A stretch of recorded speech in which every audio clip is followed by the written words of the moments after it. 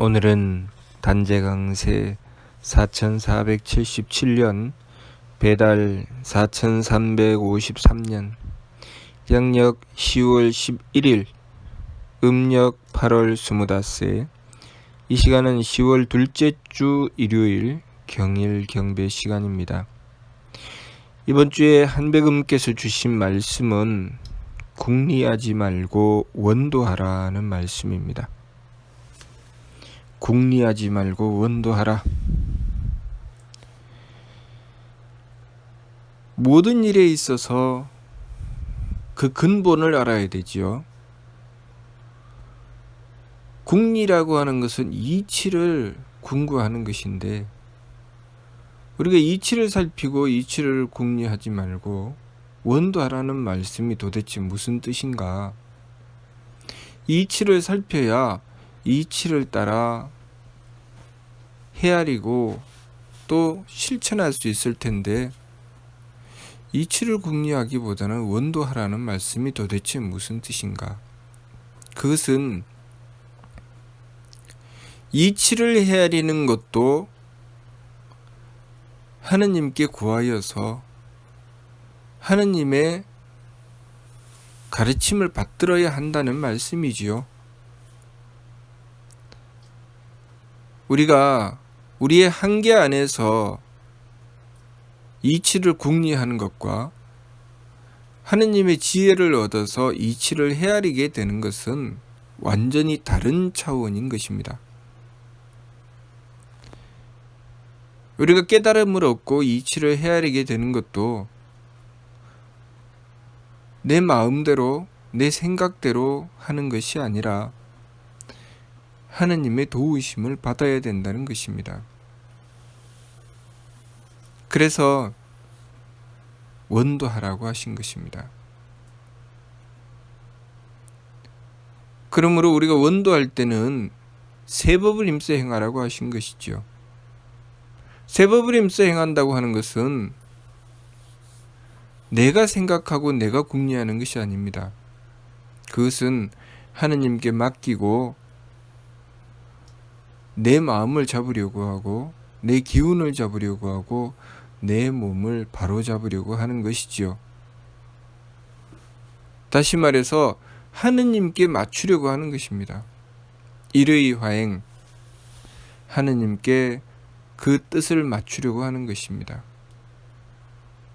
끊임없이 정성을 들이고 하느님께 맞추려고 했을 때 우리는 하느님께서 우리를 쓰시는 그 참됨을 얻게 되는 것입니다. 우리가 그 참됨을 얻어야 되지요. 하느님께서 우리를 쓰시는 참됨, 우리가 우리들 마음대로 살아가는 그 망령됨이 아니라 하느님께서 우리를 쓰시는 그 참됨, 이 가장 기본적인 이치를 우리가 알아야 합니다.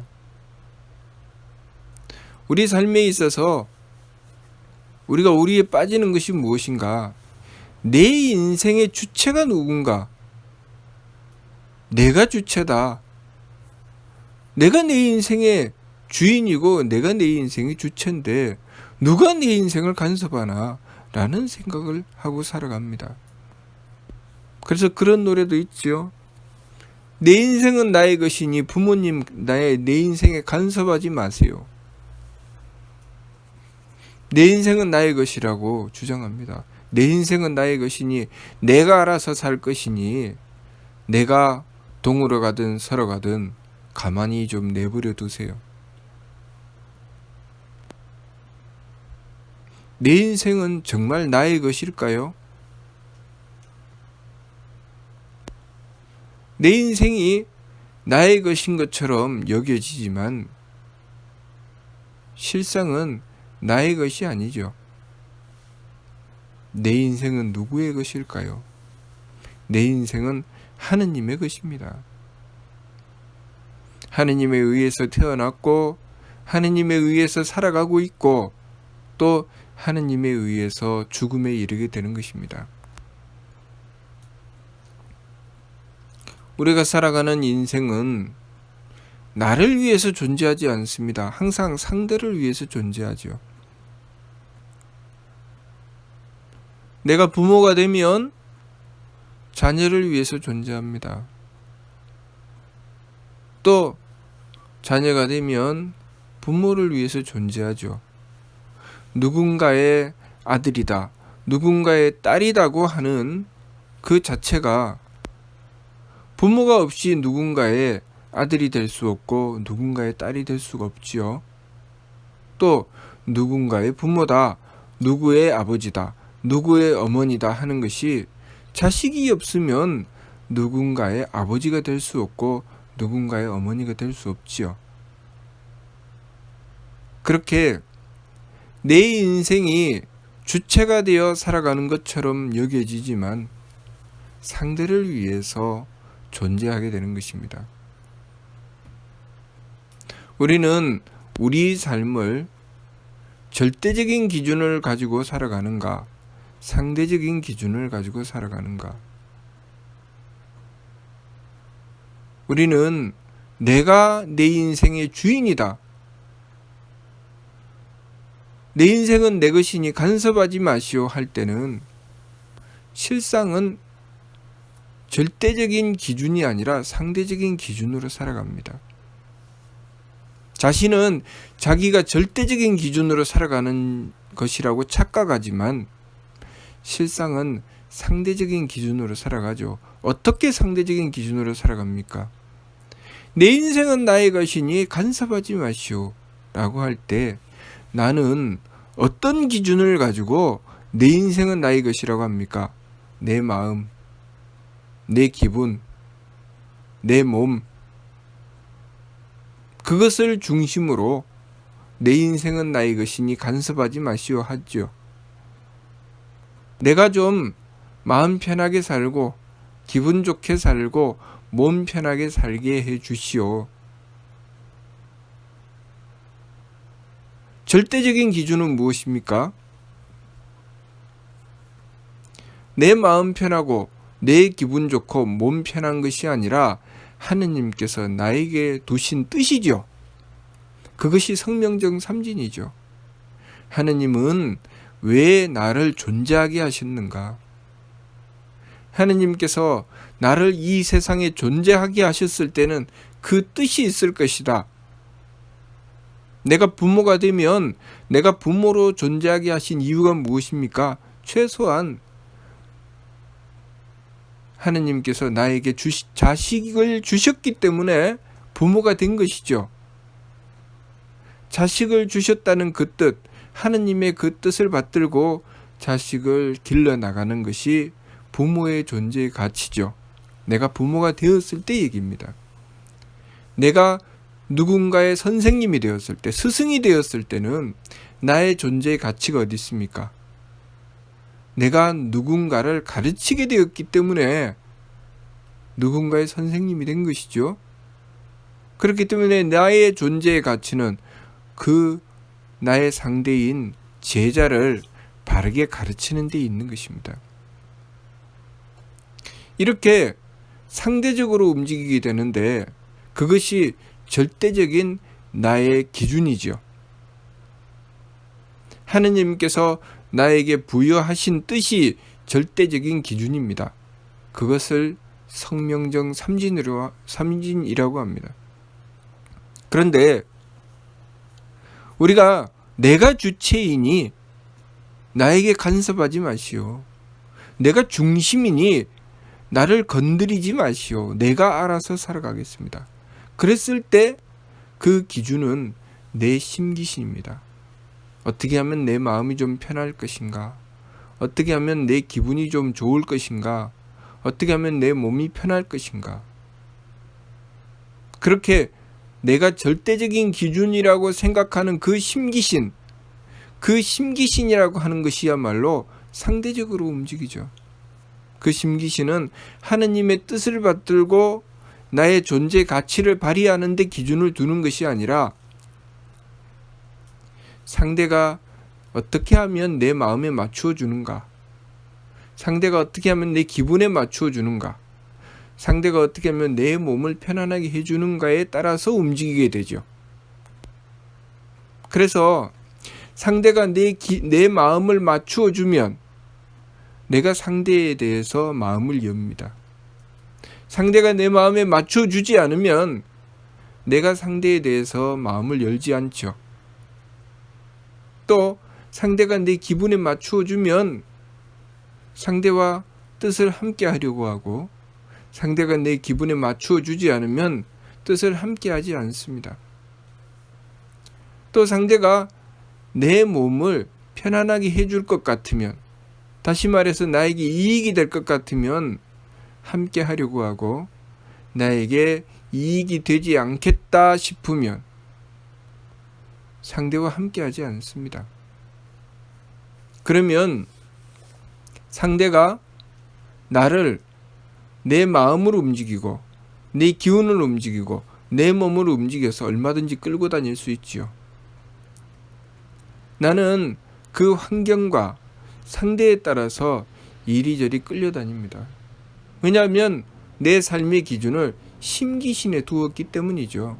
내 마음, 내 기분, 내 몸에 그 기준을 두었기 때문에 내 마음을 움직이고 내 기운을 움직이고 내 몸을 움직이는 자에 따라서 끌려다닙니다. 내가 존재하는 그 존재의 절대적인 가치에 두는 것이 아니라 상대가 얼마나 내 마음에 맞추어 주느냐, 내 기분에 맞추어 주느냐, 내 몸에 맞추어 주느냐에 따라서 끌려다니죠. 그렇기 때문에 부모가 되어서 자식을 기를 때도 절대적인 기준인 부모로서의 도리를 지키고 자식을 길러내는 것이 아니라 그때그때마다 그 상황이 내 마음에 맞추어 주느냐, 내 기분에 맞추어 주느냐, 내 몸에 맞추어 주느냐에 따라서 어떨 때는 부모로서 도리를 지키고 어떨 때는 도리를 지키지 않습니다. 또 자식도 마찬가지죠. 그때그때 상황에 따라서 어떨 때는 효도할 때가 있고 어떨 때는 불효할 때가 있게 됩니다. 왜냐하면 그 기준을 내 심기신에 두었기 때문입니다. 그러나 성명정의 기준을 두면 내 마음을 맞추어 주든 내 기분에 맞추어 주든 내 몸에 맞추어 주든, 또 그렇게 하지 않고 내 마음에 안 맞추어 주고 내 기분에도 맞추어 주지 않고 내 몸을 편안하게 해주지도 않지만 내가 부모로서의 도리가 무엇인가, 내가 지금 이 어렵고 힘든 상황이라 할지라도 자녀를 길러 나가기 위해서 어떤 노력과 정성을 들여야 하는가를 생각하고 거기에 따라서 움직이게 되죠. 자식이 되어도 마찬가지죠. 내가 힘들고 어려운 상황이라 할지라도 자식의 도리를 지키기 위해서 효도를 다하려고 합니다. 자, 무엇이 내 삶을 주체적으로 살게 할 것인가? 무엇이 끌려다니는 삶인가? 내가 삶을 주체적으로 살게 되는 것은 하느님께서 나를 존재하게 하신 뜻을 찾는 데 있죠. 그 뜻을 구하는 데 있습니다. 그 뜻을 구하고 그 뜻을 따를 때 우리는 주체적인 삶을 살 수가 있는 것입니다. 그렇지 않으면 우리는 우리 인생 속에 항상 상대에 따라서 끌려다니는 삶을 살게 되죠. 소위 사기꾼에게 속아 넘어가는 결정적인 이유가 내가 존재의 가치를 발휘하려고 하지 않고 내 심기신에 따라 달릴 때 상대는 나를 심리적으로 이용하죠. 내 마음에 맞춰주고 기분에 맞춰주고 무엇인가 큰 이익이 될 것처럼 그렇게 신기루를 보여줍니다. 뭔가 아주 화려한 그런 삶이 나에게 보장될 것처럼, 그래서 내 마음이 편하고 기분 좋고 몸 편한 삶이 나에게 보장될 것처럼 나를 속이지요. 거기에 홀라당 넘어가면 내가 그 상대방에게 끌려다니면서 내 인생을 제대로 지켜나가지 못하게 됩니다. 그러나 우리가 하느님께서 나를 존재하게 하신 뜻을 구하고 그 뜻을 받들어 지켜나가게 되면 그렇게 될 이유가 없습니다. 그래서 원도해야 되는 것이죠. 우리가 한배금을 모시고 원도해야 되는 것은 절대적인 기준을 얻기 위한 것입니다. 하느님께서 나를 존재하게 하신 뜻, 그 뜻을 구하기 위해서 하느님을 모시고 열심히 원도해야 됩니다. 그렇기 때문에 우리가 심기신의 망령됨으로 끌려다니면 안 되죠. 그래서 지감, 조식, 금촉의 세법을 행하는 것입니다. 그리고 하느님께서 나를 존재하게 하신 그 절대적인 기준을 찾아야 되죠. 그래서 하느님을 모시고 하느님의 뜻을 받들어야 됩니다. 그것이 일의 화행이죠. 우리가 궁리한다고 하는 것은 어떻게 하면 내 마음이 편할 것인가? 어떻게 하면 기분이 좋을 것인가? 어떻게 하면 몸이 편할 것인가? 그것을 찾는 것을 궁리한다고 합니다. 원도하라는 말씀은 하느님의 뜻을 구하라는 것이죠. 우리가 원도한다고 할 때 그 원도가 어떻게 하면 내 마음 편하게, 어떻게 하면 내 기분 좋게, 어떻게 하면 내 몸 편하게를 추구하는 것이 원도가 아닙니다. 그것을 분명하게 삼위신고 신운에서 성기원도면 절친견이라는 말씀을 통해서 못 박아 말씀해 주셨습니다. 성기원도 절친견, 소리와 기운으로 빌면 하느님을 뵐 수가 없다. 자성구자 항제인호, 스스로의 성품으로부터 하느님의 씨앗을 찾아라. 스스로의 성품으로부터 하느님의 씨앗을 찾으라는 말씀은 성명정 삼진으로 나아가라는 말씀입니다. 성명정 삼진으로 나아가라는 말씀은 하느님의 쓰임을 받아야 된다는 말씀이죠.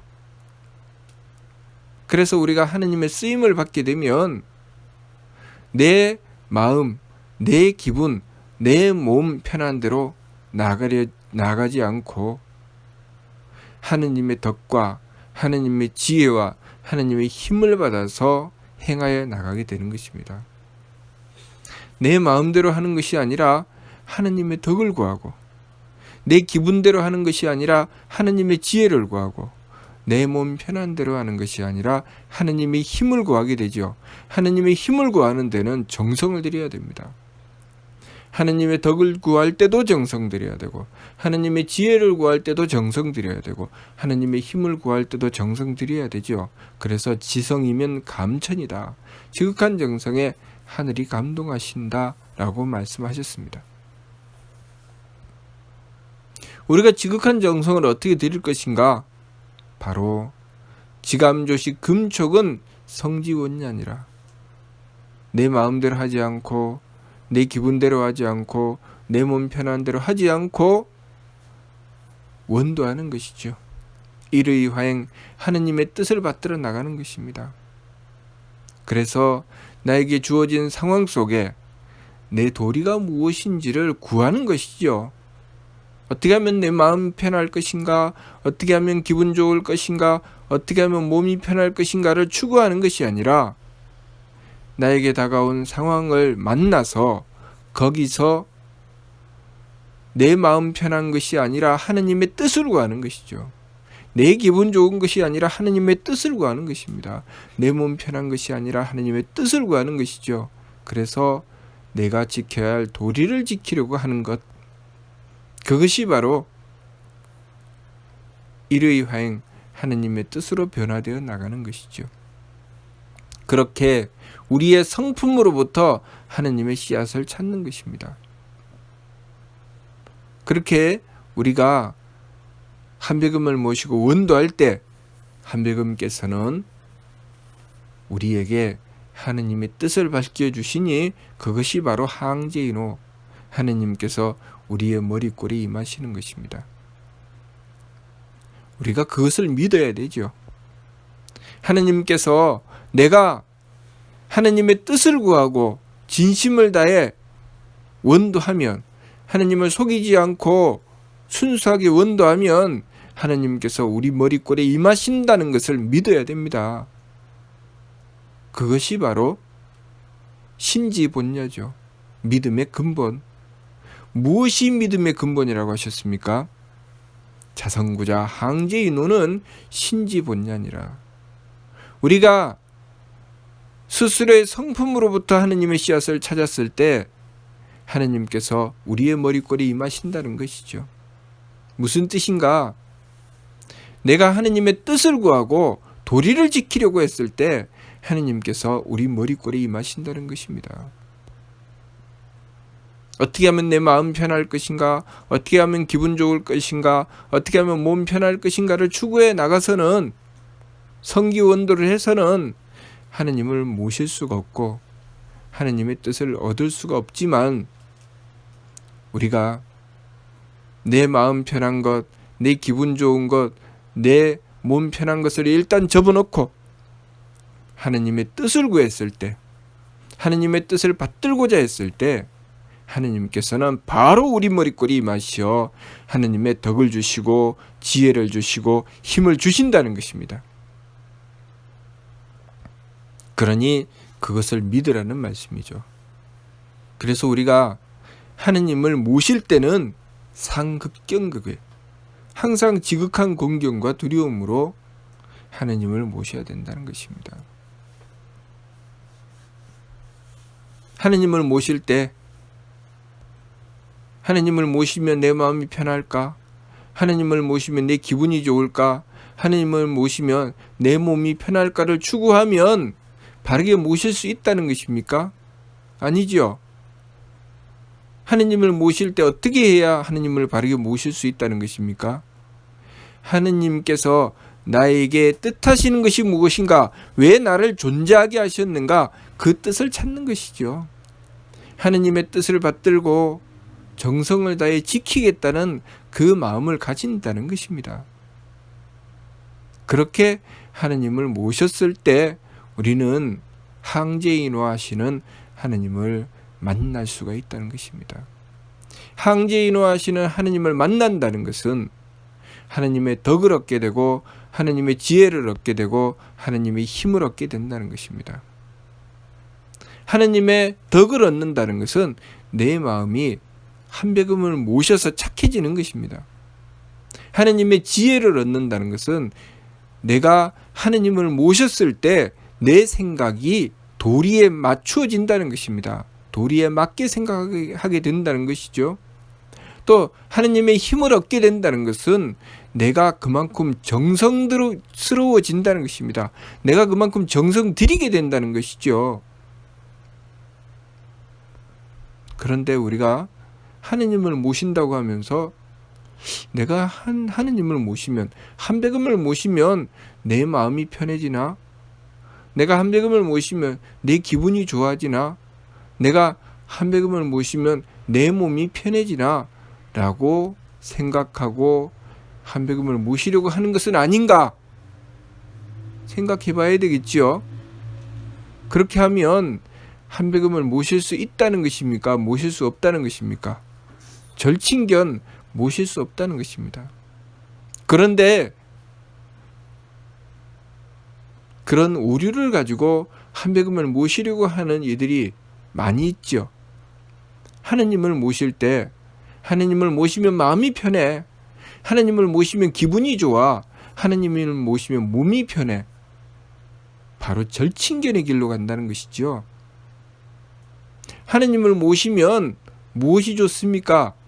내 마음이 착해지죠. 마음이 편한 게 아니라 내 마음이 착해지는 것입니다. 또 하느님을 모시면 내 기분이 좋아집니까? 아니죠. 내가 도리를 지키게 된다는 것입니다. 하느님을 모시면 내 몸이 편안해집니까? 아니죠. 정성스러워지는 거죠, 내가. 우리가 그것을 똑바로 알아야 됩니다.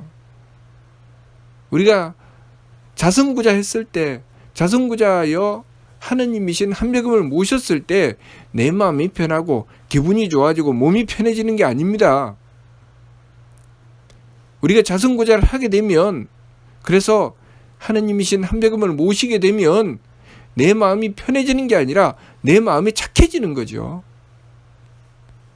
한백음을 모시게 되면 내 기분이 좋아지는 게 아니라 내가 도리를 알게 되고 도리를 지키게 됩니다. 그리고 하느님이신 한백음을 모시게 되면 내 몸이 편해지는 것이 아니라 내 몸으로 정성 들이게 됩니다. 그래서 사람 구실하게 되죠. 내가 심기신 산망으로 망령되게 달리면 내 마음 편하고 기분 좋고 몸 편한 것을 추구해 나가면 부모님께도 불효하고 개망난이가 되는데, 그랬던 내가 한백음을 모시고 지극하게 정성을 들이면 마음도 착해지고 도리도 지키려고 하고 정성 드리려고 하니 부모님께 효도하게 된다는 것입니다. 내가 평소에는 심기신 산망으로 달릴 때는 남편이 되어 아내를 배려하지 않았는데 한백음을 모시고 나니 마음이 착해지고 아내에게 도리를 지키려고 하고 정성 들이려고 하니 아내가 그런 남편을 상대하고 보니, 야, 사람이 바뀌었구나. 참 착해졌고 나를 배려하고 참 사람이 정성스러워졌구나. 그렇게 바뀐다는 것입니다. 그 사람이 일을 할 때 한백음을 모시기 전에는 심기신 산망으로 달릴 때는 오로지 제 마음 편하고 기분 좋고 몸 편한 것만 추구해서 열심히 일하려고 하지 않습니다. 그러던 사람이 한백음을 모시고 일을 하기 시작하면서 그 사람이 상대를 배려하게 되고, 그리고 용서하고 용납해주고, 그리고 항상 도리를 지켜 행하고 정성을 들이니 그 사람에게 일을 시키고 싶죠. 일을 참 잘하고 열심히 합니다. 요령을 피우지 않죠. 그런 사람이 된다는 것입니다. 그러니 그 사람이 한백음을 모시면 마음이 착해서 복을 받고, 그리고 도리를 지키기 때문에 무슨 일이든 멈추지 않고 꾸준하게 행할 수 있게 되고, 그리고 그 사람이 귀한 사람이 되죠. 정성스럽게 일을 하는데 귀하지 않겠습니까? 누군들 그 사람을 들어서 쓰고 싶지요. 그렇게 우리가 하느님이신 한백음을 모시면 나의 존재의 가치를 발휘해야 하기 때문에 내가 그만큼 복되고 귀한 사람이 되고, 언제까지나 다른 사람들이 이 사람이 우리 곁에 있어줬으면 좋겠다라고 생각하는 그런 장수하는 사람이 되는 것이죠. 욕심쟁이가 돼서 자기밖에 모르는 자가 우리들 곁에 오래오래 있어줬으면 좋겠다고 하는 사람이 어디 있습니까? 항상 도리를 지키고 배려하고 정성스러운 사람, 그런 착한 사람이 우리 곁에 오래오래 있어줬으면 좋겠다라고 생각하지요. 그것을 장수한다고 하는 것입니다. 욕심쟁이가 돼서 몸뚱아리만 100년을 산다고 해서 장수하는 게 아닙니다. 그렇게 착하고 덕스러우며 항상 도리를 지키고 상대를 배려하여 정성 들이는 자가 오래오래 있어 주기를 바라는 것. 그것은 육신의 한계를 뛰어넘는 것이죠. 영원히 함께 하기를 바라는 그러한 존재가 되었을 때 그것을 장수한다고 하는 것입니다. 그러니 우리가 이번 주 말씀 궁리하지 말고 원도하라는 말씀이 무슨 뜻인지 바르게 이해하고, 어떻게 하면 내 마음 편할 것인가, 어떻게 하면 기분 좋을 것인가, 어떻게 하면 몸 편할 것인가에 따라서 궁리하지 말고 오로지 하느님을 모시고서 하느님의 뜻을 받들면서 하느님의 덕을 잊고 하느님의 지혜를 잊고 하느님의 힘을 입어서 착하고 도리를 지키며 정성스러운 사람이 되도록 하여야 하겠습니다. 그렇게 하기 위해서 새 법을 힘써 행하는 것이고, 그렇게 새 법을 힘써 행해서 하느님을 모셨을 때 우리는 하느님의 뜻을 받들어서 내가 존재하는 것이 무사람들에게 홍익하는 존재가 되고, 무사람들이 항상 나를 기리며 나를 귀하게 여기는 존재가 되는 것입니다. 무슨 뜻인지 이해가 됩니까? 마치도록 하겠습니다.